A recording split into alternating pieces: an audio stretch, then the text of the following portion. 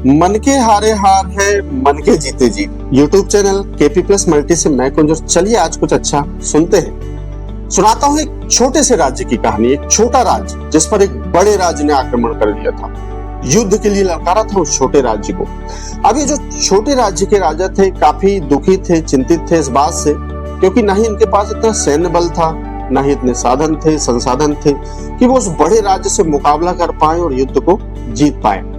अब जब इन्होंने अपने सेनापति से बात की कि क्या करना चाहिए अब अपने को, तो सेनापति ने बिल्कुल मना कर दिया कि कोई अर्थ नहीं है उस युद्ध में लड़ने का, इतने बड़े राज्य से हम कभी नहीं जीत पाएंगे। अब राजा इस बात से और ज्यादा दुखी और ज्यादा निराश हो गया। उसी राज्य में एक संत महात्मा रहते थे जिनकी राजा जी कभी कभी बात मानते थे और उनसे सलाह मशवरा करने वो जाते थे। राजा जी संत के पास गए कि मैं बहुत दुखी हूँ, बहुत उदास हूँ, क्योंकि यूं ही बिना लड़े हार मान लेना ये कायरता की निशानी है। मेरा सेनापति कहता है कि कोई अर्थ नहीं है इस युद्ध को लड़ने में, बिल्कुल नहीं जीत पाएंगे हम। संत जी ने कहा कि उस सेनापति को अभी इसी वक्त अपनी सेना से निकालो, जेल में डाल दो, नहीं होना चाहिए वो आपकी सेना में, क्योंकि बिना लड़े यूं हार मान लेना वो कभी आपकी सेना को नहीं जिता पाएगा। तो राजा जी ने कहा कि मैं सेनापति को निकाल तो दूं, लेकिन फिर मेरी सेना का नेतृत्व कौन करेगा? तो संत ने कहा कि मैं आपकी सेना का नेतृत्व करूंगा।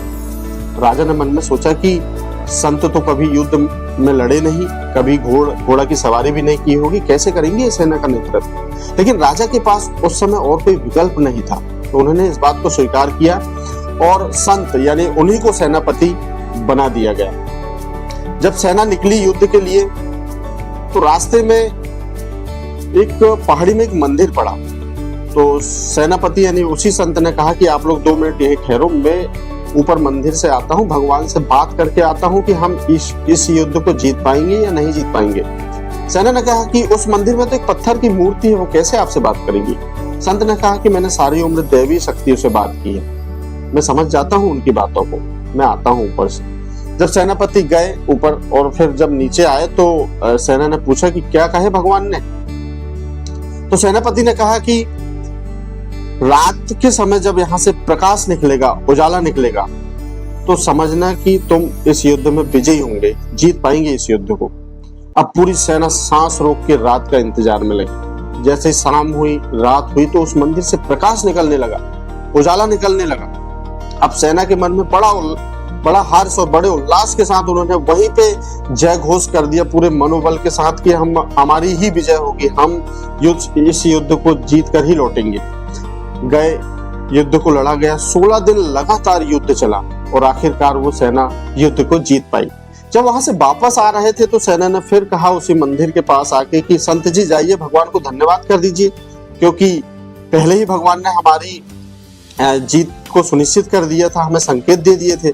तो संत ने कहा कि नहीं, इसकी कोई आवश्यकता नहीं, चलें हम बिल्कुल राज्य की ओर चलें।